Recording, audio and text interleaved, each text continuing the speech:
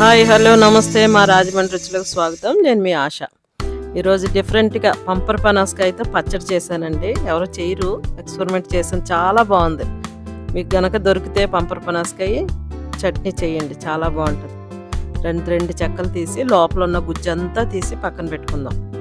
మామూలుగా మనం దబ్బకాయ ఎలా చేసుకుంటాం, తొక్కతో చేసుకుంటాం. ఇది తొక్క లేకుండా లోపల ఉన్న ఆ ముత్యాల మట్టికి తీసి జాగ్రత్తగా ఒక గిన్నెలో పెట్టుకోండి.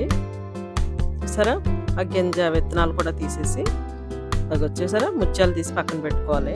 టమాటాలు ఒక 3 ఆయిల్ వేసేసేయండి. టమాటాలు మట్టికి మిక్సీలో వేసుకుని మెత్తగా చేసుకోండి. 1 స్పూను మినపప్పు అండి, వెల్లుల్లి ఒక 10 వెల్లుల్లి రేఖలు, టమాటా పచ్చడి తాలింపు వేసుకుంటాం కదా అలాగే, కరివేపాకు కొంచెం ఇంగి వేసి తాలింపు బాగా వేగనివ్వండి.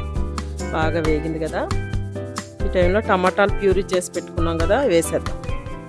అది దగ్గరికి అవనిద్దాం, బాగా ఉడకాలి. పచ్చి టమాటానే మిక్సీలో వేసి ప్యూరీ చేసి పెట్టాను.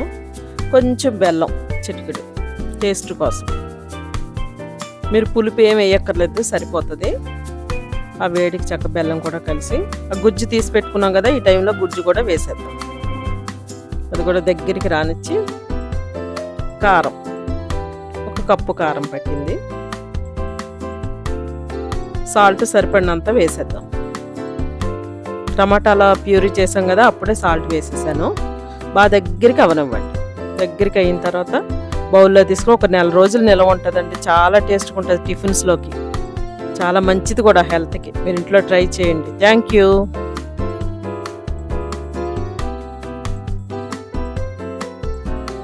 మా వీడియోస్ మీకు నచ్చినట్లయితే లైక్ చేయండి, మీ ఫ్రెండ్స్ అండ్ ఫ్యామిలీకి షేర్ చేయండి, సబ్స్క్రైబ్ చేయండి. మరిన్ని వీడియోస్ కోసం బెల్ ఐకాన్ని ఆన్లో పెట్టుకోండి. Thank you.